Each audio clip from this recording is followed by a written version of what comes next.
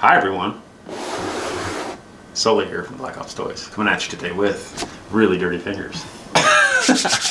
This is a Soos figure. Soos, S-O-O-S, straight out of storage. Bam! If you watched the last video, I said straight out of forage, which is Soof, but we're gonna do Soos. So this is the Soos line, and these have been sitting in my storage unit for quite a while, and we're pulling them out, showing you guys. And again, these figures are for sale. If you want to make an offer, that's fine. If not, then don't make an offer, and I'll just show you what's what. So let's go ahead and dig into this guy, show you what's what here. All right, do the box dump method. You have a nice hat. Wife's telling me to throw the box down there. All right, so this is looks like an NSW figure, maybe a Delta Force or Green Beret. Oh, this is super old school, okay? Really, really old school. This is obviously The Rock, and this is on one of the original Hot Toys muscle bodies, okay? These bodies came on their Green Beret figures and their DevGru figures, which were probably what really got me into the action figure hobby. I really, really like those figures. I still have some for sale. They're at prices that I don't want to sell them for because I don't want to sell them. but they made Hot Toys when they originally came out with their military line. They did some CIA and PMC and Green Beret, and they used this particular muscle body, which at the time was the shiznit in the action figure world because it was rubber. It's got a rubber top torso, and then plastic legs, which are almost like 21st Century Toys legs. And this had a tattoo, which was super cool, totally unheard of at the time. And I wanted to make a muscle character based off a gunner in the desert. So lots of kitbash stuff on here, but let's kind of go through it. Now, one thing about this body, it did deteriorate over time, and this has been preserved very well actually, but you can see, you can't see any of the wires. Now, that's a good thing, that's a bad thing. When it's set up, it's great because you're not going to move it. But if you wanted to put stuff on this figure, a lot of times this internal shoulder socket would break when you rotate it back. And their range of motion was so tiny. So a lot of times you just left the shirt on that came on the figure originally, and you just put stuff over it. So that's what I did here. This came on the Green Beret figure, it looks like. And you can tell because of that tattoo. What does that tattoo say? What does it say? Winery? Doig? I have no idea what that says. If you know what that says, zoom in really quick. Leave that in the comments below. Wait. Zoom in. Got it?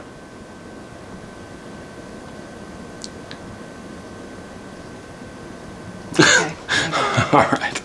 So, this is based off of a character with the head sculpt of The Rock, and this originally came out from a third-party company. This is not the original Hot Toys one, but I needed something that kind of matched the darker skin tone of the body, and the head didn't have a neck. So most of the original figures came with necks. This one right here has a neck built into the body, which is rubber, and I used this particular head, and I can't remember the third-party company. If you know the third-party company, leave that in the comments below. Backpack, this is Hot Toys. This is from their CIA, and you can see it says Camflarak.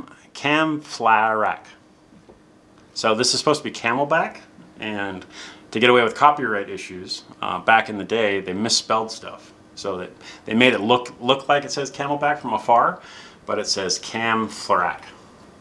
So a lot of times back in the early days, when figures came in and this would say Camelback, if customs got a hold of this, they would seize the entire shipment and destroy it for copyright infringement.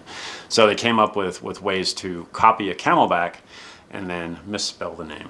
So that is a Hot Toys backpack. Fantastic backpack, by the way. We do have some BBI body armor here. This right here is from Ace, and this is a gunner's rig.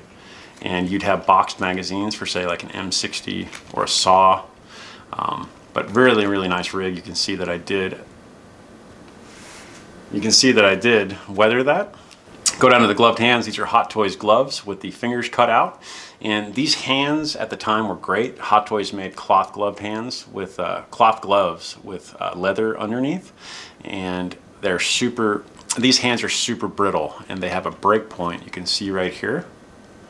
And this right here will snap if you're not careful with it. And just based on age of plastic. But obviously great gloves, love those. Moving down, this right here is all Toy Soldier, old school Toy Soldier. Tell because the buckles and the stitching and the color of the fabric. This is this would be a magazine drop leg pouch or a grenade drop leg pouch, which is what I have in there right now. And then you do have a padded belt, which was super, super cool at the time. Moving down from that, we have Ace trousers, and these are Ace Desert Tiger trousers. And then we have a BBI knee pad. This is a Soldier Story drop leg with, again, Soldier Story 1911, one of the best pistols of all time. And this is cool because I put on this little knife right here, and it does have a pistol magazine holder right there. But this is also Soldier Story. Super, super cool. BBI knee pad, and then down to the Soldier Story boots, and that's all been weathered. So this will make a great gunner. Again, one of those rare pieces that you can't find anymore based on just age, but super, super cool. You can see where I was going with it, and all he needs is pretty much a main weapon and a couple of button ups, and then he'll be good to put on a shelf. So if you like videos like this and you want to see more of them, make sure that you smash that subscribe button, ring that bell, and share this with your friends to be notified of new and extremely cool content. There we go, like that guy.